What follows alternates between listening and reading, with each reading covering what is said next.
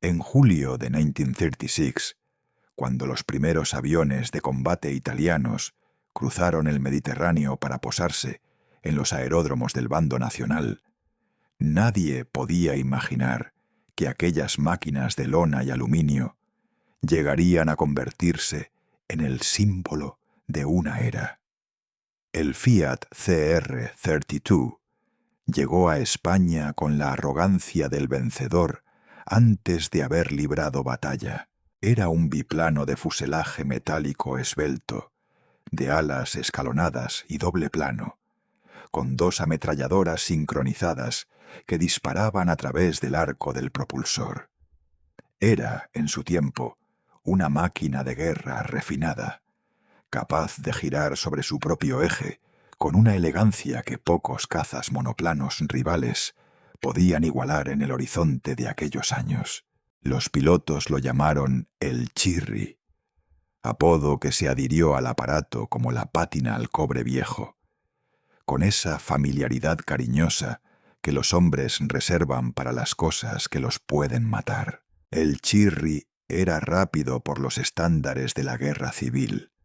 Alcanzaba los 309 kilómetros por hora en vuelo horizontal, y su maniobrabilidad en el combate aéreo era legendaria entre los ases que lo pilotaron sobre los cielos de Castilla, Aragón y el Mediterráneo.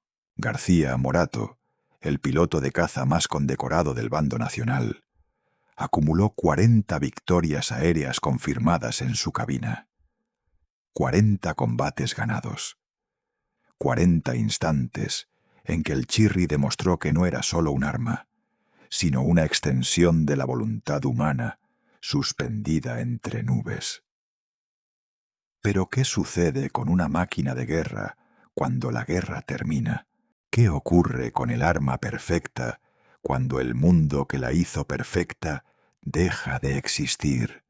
Esta es la historia de los Fiat CR32 que sobrevivieron a la Guerra Civil Española, que atravesaron los años de la Segunda Guerra Mundial como sombras de lo que habían sido, y que llegaron a los umbrales de los años 50 con la dignidad herida de los que saben que su tiempo ya pasó. Es la historia de la obsolescencia lenta, de la relegación silenciosa, del olvido institucional que toda máquina de guerra acaba encontrando cuando los hombres que la amaron ya no están para defenderla. El Chirri mereció un final mejor. O quizá mereció exactamente el final que tuvo.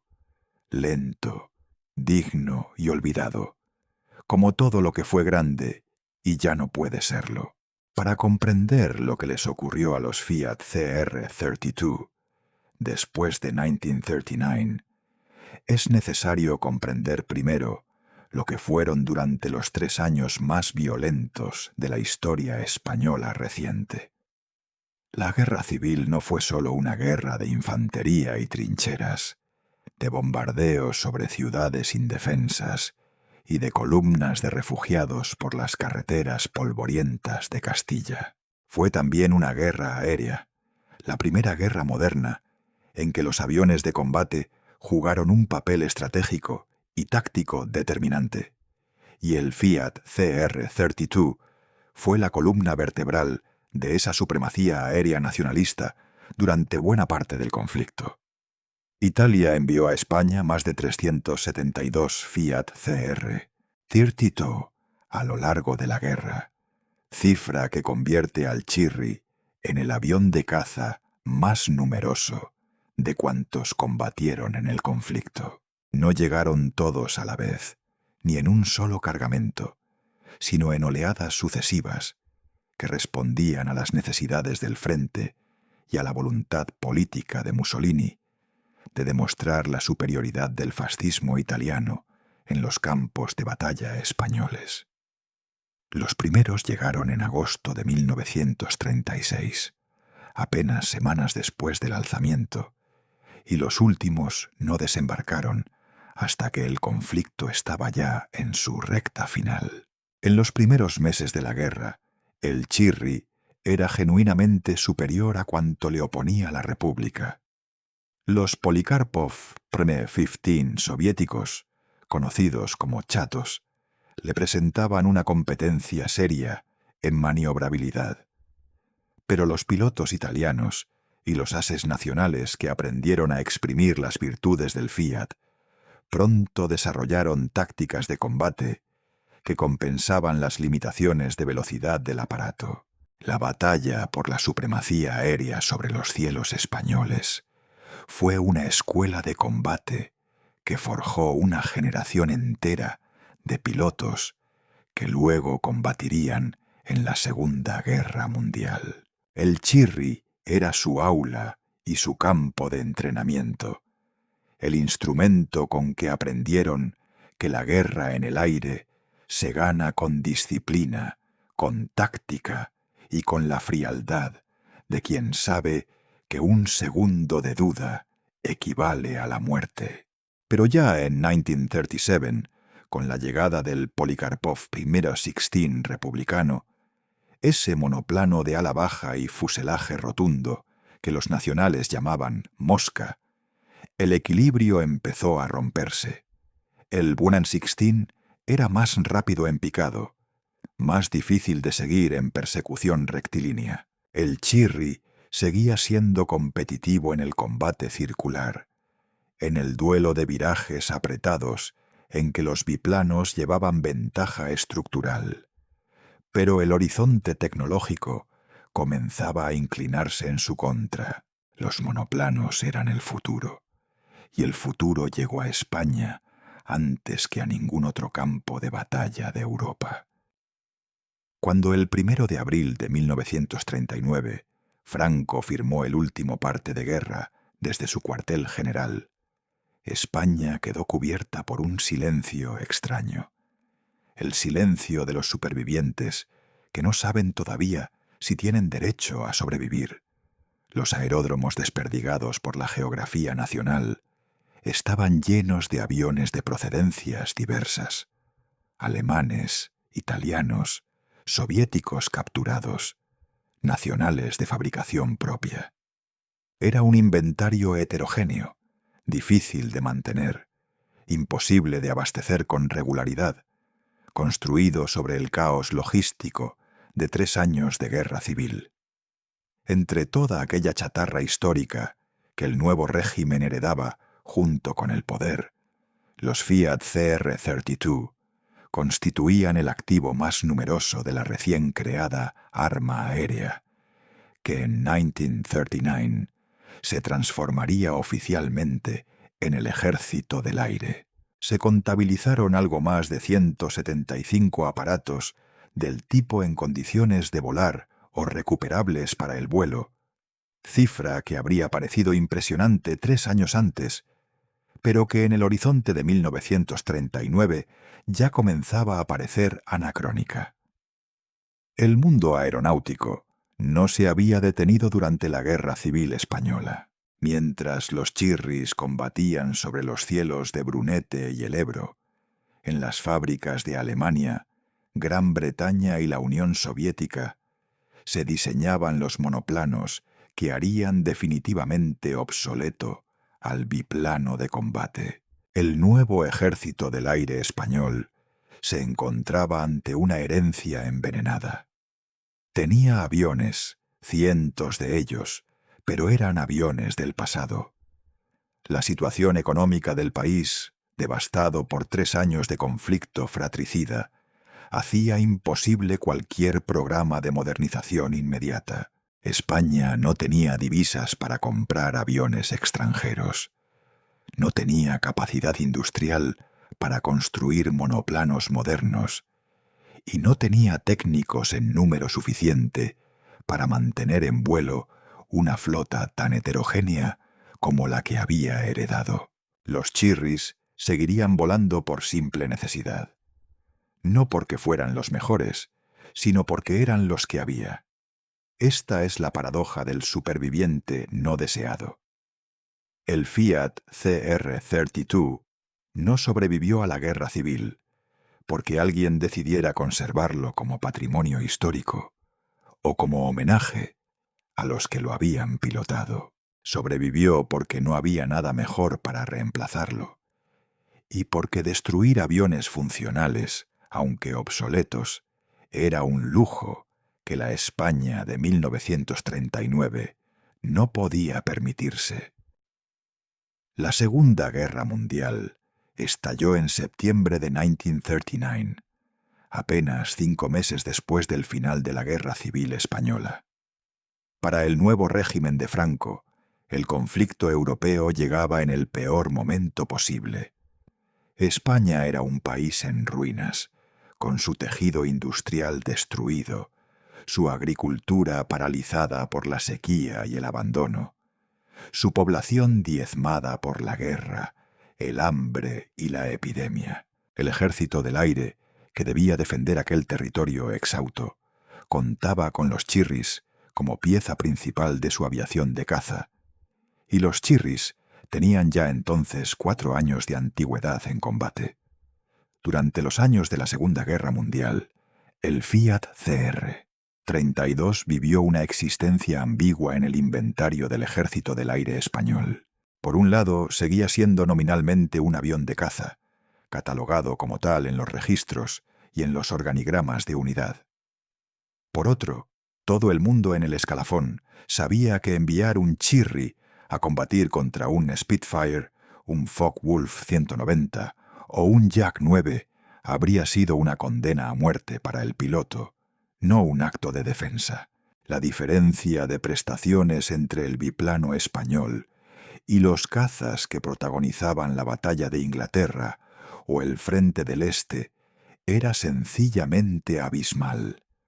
En velocidad máxima, en techo de vuelo, en armamento, en radio de acción. El Chirri pertenecía a otro mundo, al mundo de antes de la guerra, al mundo en que los aviones todavía eran frágiles estructuras de metal y tela que volaban despacio sobre paisajes rurales. Y sin embargo, el Chirri seguía volando. Seguía arrancando sus motores Fiat A. 30 RA bis de 800 caballos cada mañana en los aeródromos militares españoles. Seguía surcando el cielo peninsular con esa elegancia anacrónica de quien no sabe todavía que ha perdido su lugar en el mundo. Los mecánicos que lo mantenían eran los mismos que habían aprendido a conocerlo durante la Guerra Civil, hombres que sabían de memoria cada tornillo y cada remache de aquella estructura, que podían diagnosticar por el sonido del motor si algo no funcionaba correctamente, que habían desarrollado con el aparato esa relación de íntima familiaridad que solo nace de años de convivencia forzada. El Chirri era para ellos algo más que una máquina. Era una forma de vida, un lenguaje, una memoria material de todo lo que habían vivido. España se mantuvo fuera de la Segunda Guerra Mundial, aunque no sin tensiones, no sin presiones de uno y otro bando que reclamaban la participación española en el conflicto. La no beligerancia primero y la neutralidad después preservaron a los chirris de un último enfrentamiento que habría resultado catastrófico. Y así, los biplanos siguieron volando sobre una España que sobrevivía con dificultad, como ellos mismos sobrevivían, por una mezcla de tenacidad y ausencia de alternativas. Fue en este período, entre 1939 y los primeros años 40, cuando España tomó la decisión que marcaría el destino final del Fiat CR. 32 en la aviación española, fabricarlo bajo licencia. La iniciativa respondía a una lógica implacable de autarquía. Si no se podían comprar aviones en el exterior por falta de divisas, si no se podía depender indefinidamente del suministro de recambios italianos, interrumpido por la guerra en Europa, la única solución viable era construir los propios chirris en suelo español. La empresa encargada de materializar ese sueño industrial fue Hispano Aviación, establecida en Sevilla, en los talleres que habían sobrevivido a los años de conflicto y que ahora debían transformarse en una fábrica aeronáutica moderna. El aparato producido bajo licencia recibió la denominación oficial de Hispano Aviación HA TEN-32 L Chirri, conservando el apodo popular que ya nadie se molestaba en abandonar. La licencia incluía los planos originales italianos, los procedimientos de fabricación y el acceso a la asistencia técnica de Fiat, aunque esta última fue más limitada de lo esperado por las vicisitudes de la Guerra Mundial. La producción española del Chirri fue limitada pero significativa. Los aparatos salidos de las líneas de montaje de Hispano Aviación eran esencialmente idénticos al modelo italiano original, con algunas modificaciones menores dictadas por la disponibilidad de materiales nacionales y por las exigencias de las autoridades militares españolas. No eran aviones de combate en el sentido contemporáneo del término. Eran anacronismos voluntarios, reproducidos no porque tuvieran futuro como cazas, sino porque cubrían una necesidad inmediata de vuelo con los medios disponibles. La decisión de fabricar el Chirri bajo licencia es uno de esos gestos reveladores que dicen más sobre el estado de una nación que cualquier documento oficial. España en los primeros años 40 era un país que miraba hacia el pasado por necesidad, que reproducía tecnología desfasada porque no podía acceder a la tecnología del presente. El HA-132 L Chirri no era el avión que el Ejército del Aire necesitaba, era el avión que el Ejército del Aire podía tener. Hay en esa distinción toda la distancia entre la ambición y la realidad, entre el orgullo herido de un régimen que quería proyectar poder y la pobreza desnuda de una nación que apenas sobrevivía. Los aparatos fabricados en Sevilla se sumaron a los supervivientes italianos originales en los inventarios del Ejército del Aire, ampliando una flota que seguía siendo numéricamente significativa, pero operativamente marginal. Juntos, los Chirris italianos y los Chirris sevillanos formarían la última generación de un tipo que ya sabía que su tiempo había terminado. El fin de la Segunda Guerra Mundial, en 1945, transformó el contexto estratégico en que existía el Fiat CR-32 español de una manera que no admitía interpretaciones ambiguas. Mientras Europa reconstruía sus fuerzas aéreas con reactores de primera generación, con Vampires y Meteors británicos, con P-80 norteamericanos, con los primeros diseños que harían del sonido una barrera que cruzar, los aeródromos españoles seguían albergando los mismos biplanos que habían combatido sobre el Jarama y el Ebro casi una década antes. La distancia tecnológica era ya insalvable. No era ya la distancia entre el biplano y el monoplano, entre el Chirri y el Spitfire. Era la distancia entre el pistón y el reactor, entre dos eras completamente distintas de la historia de la aviación. El Fiat CR-32 no podía competir con los nuevos cazas como el perro no puede competir con el lobo. Eran criaturas de mundos distintos, separados por un abismo de ingeniería que ningún piloto y ningún mecánico podían salvar por mucho que lo intentaran. Para el Ejército del Aire español, la situación era incómoda, pero no inmediatamente crítica. España no tenía enemigos militares declarados en 1945. No estaba comprometida en ningún conflicto activo, y el papel principal de su aviación de caza en aquellos años era más simbólico que funcional.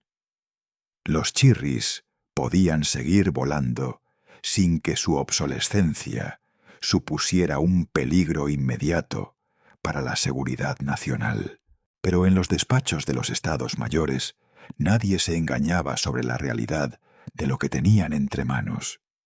Fue en este momento cuando se tomó la decisión que definiría los últimos años del Chirri en el inventario español. Relegarlo oficialmente a la función de avión de entrenamiento avanzado. El biplano, que había sido el orgullo de la aviación nacional, el arma que García Morato había convertido en instrumento de 40 victorias, pasaba ahora a enseñar a volar a los jóvenes aspirantes a piloto que nunca lo conocerían como arma de guerra, sino como herramienta pedagógica. Era una degradación honrosa, si es que existe tal cosa. Era una forma de morir lentamente que al menos permitía seguir siendo útil. La transición del Chirri de caza a entrenador no fue un acontecimiento dramático, ni una decisión anunciada con fanfarria. Fue un proceso gradual, casi imperceptible, como la mayoría de los finales reales, que no se parecen a los finales de las novelas, sino a las mareas que suben y bajan sin que nadie las proclame.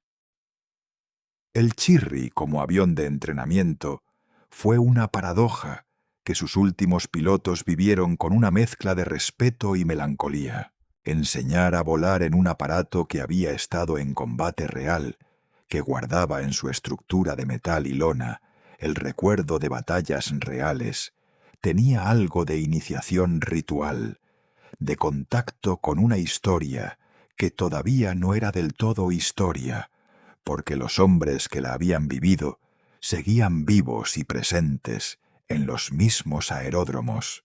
Los instructores que utilizaron el Chirri para formar a las nuevas generaciones de pilotos del Ejército del Aire eran en muchos casos los mismos que lo habían pilotado durante la Guerra Civil o en los años inmediatamente posteriores. Conocían cada quirofanía de la máquina, cada tendencia en el despegue, cada límite en el viraje, cada reacción del motor ante los cambios bruscos de potencia. Transmitían ese conocimiento con la autoridad de quien lo había adquirido en las condiciones más exigentes que un piloto puede imaginar. El combate aéreo real, donde el error no se paga con un suspenso en el examen, sino con la vida. El entrenamiento en biplano tenía también una lógica pedagógica que los puristas de la aviación militar siempre han reconocido. El biplano es un avión más exigente de pilotaje que el monoplano moderno en ciertos aspectos, más sensible a las correcciones de mando, más expuesto a las consecuencias del error de pilotaje, más formativo en el sentido estricto del término. Un piloto que aprendía a volar bien en Chirri llegaba al monoplano con una base técnica sólida, con los reflejos educados por cientos de horas en una máquina que no perdonaba los errores de atención.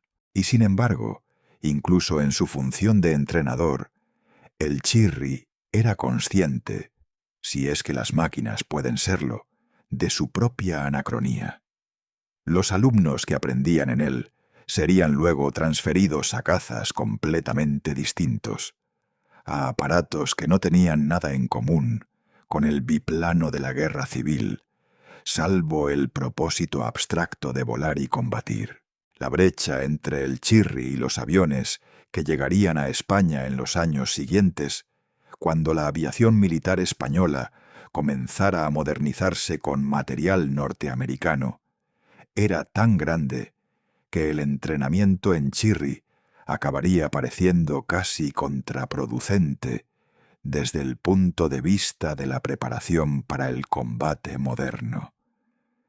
Pero la lógica militar rara vez es la lógica de la eficiencia pura. El Chirri siguió siendo entrenador porque era lo que había, porque los instructores lo conocían, porque las piezas de repuesto todavía existían en los almacenes, porque abandonarlo habría implicado un reconocimiento de fracaso que nadie estaba dispuesto a pronunciar en voz alta. La acrobacia fue la última dignidad del Chirri. Cuando ya no podía ser caza, cuando ya no podía ser entrenador de primera línea, cuando la maquinaria burocrática del Ejército del Aire empezaba a sustituirlo en las tareas pedagógicas por aparatos más modernos, el biplano encontró en la exhibición aérea su último espacio de gloria. El Fiat CR-32 era un avión extraordinariamente apto para la acrobacia. Su estructura robusta, su peso relativamente bajo, su maniobrabilidad en bajas velocidades, sus controles directos y sensibles, todo lo que lo hacía anacrónico como caza, lo convertía en un instrumento ideal para las figuras acrobáticas que el público civil contemplaba con asombro en los festivales y exhibiciones aéreas de la España de finales de los 40. Los rizos perfectos, los toneles lentos, las espirales descendentes que terminaban a metros del suelo con un tirón de palanca que hacía crujir la estructura. El Chirri las ejecutaba con una fluidez orgánica que los aviones más modernos y más potentes no siempre podían igualar. Las exhibiciones aéreas de aquellos años tenían algo de elegía sin saberlo. El público aplaudía al biplano que describía sus figuras sobre el aeródromo, sin saber que aplaudía también a un mundo que estaba desapareciendo, a una forma de entender la aviación militar que los reactores harían definitivamente imposible. El rugido del Fiat Acerti sobre el gentío dominical era el rugido del pasado que todavía se negaba a callarse. Los pilotos que ejecutaban esas exhibiciones conocían la paradoja de su situación. Eran los guardianes de una máquina que el mundo ya no necesitaba, los últimos custodios de una elegancia técnica que no tenía aplicación en los combates del futuro.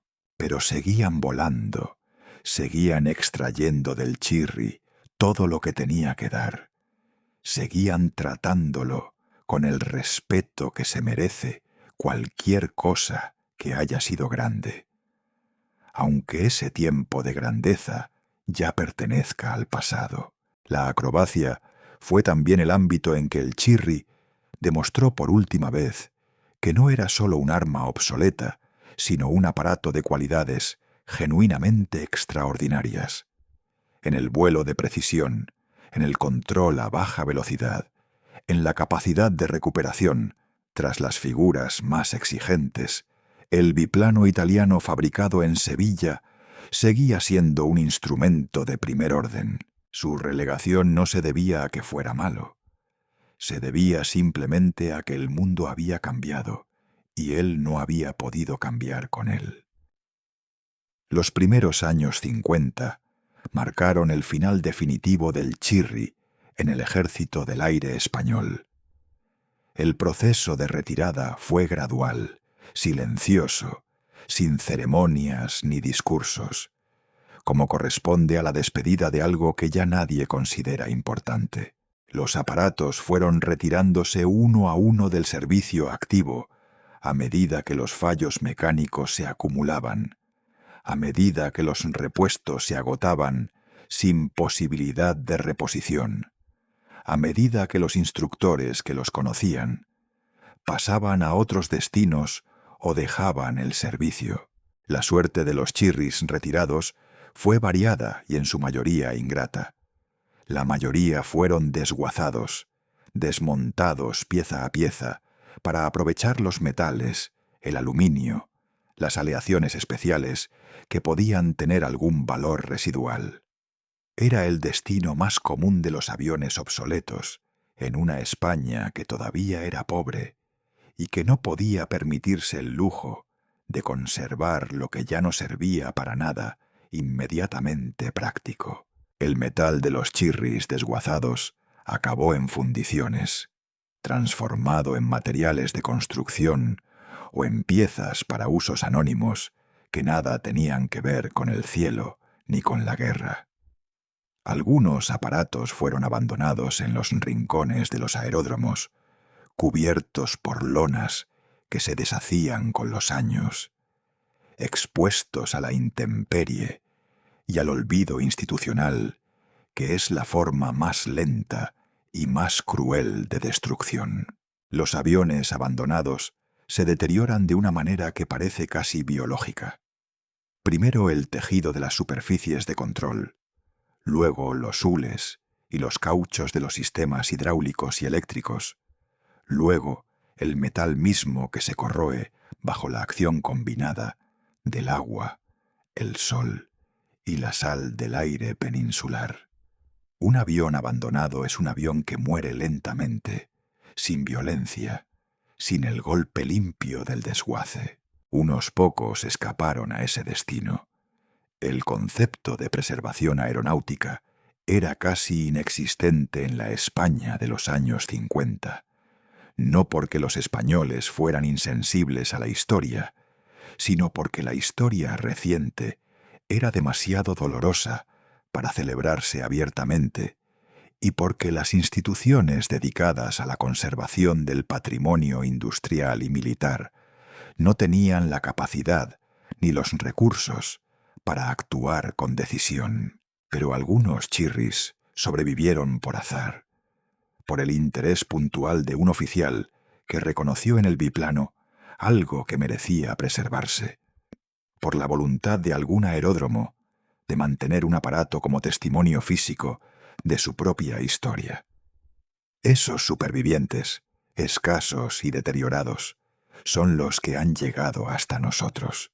Son los testigos materiales de todo lo que hemos narrado, los archivos de metal y tela en que se puede leer, para quien sabe cómo mirar, la historia de una guerra y de una época que transformó para siempre la manera en que España entendía el poder aéreo. Hoy, si uno quiere ver un Fiat CR 32, debe ir al Museo del Aire en Cuatro Vientos, en los alrededores de Madrid, donde uno de los escasísimos supervivientes descansa en un hangar que huele a aceite y a historia. El aparato conservado es un testimonio silencioso, un objeto que ha sobrevivido a todos los hombres que lo volaron, que ha sobrevivido a García Morato y a los pilotos italianos de la aviación legionaria, que ha sobrevivido a los mecánicos de Sevilla, que fabricaron sus réplicas bajo licencia, y a los instructores que lo usaron para enseñar a volar a una generación de pilotos que ya son viejos o han muerto. El chirri del museo tiene algo de reliquia y algo de fantasma. Relucido por las manos cuidadosas de los restauradores, repintado con los colores aproximados que llevó durante la Guerra Civil, parece a punto de echar a andar, de despertar su motor y de salir rodando hacia la pista, en busca de un cielo que ya no existe, tal como él lo conoció. Pero permanece quieto, detenido en el tiempo, con esa inmovilidad de los objetos que ya no tienen función y solo tienen significado. La historia del Fiat CR32 en España es la historia de muchas cosas a la vez. Es la historia de la transferencia tecnológica en tiempos de guerra, de cómo un país puede verse atrapado durante décadas por las elecciones de armamento que hizo en la urgencia del conflicto.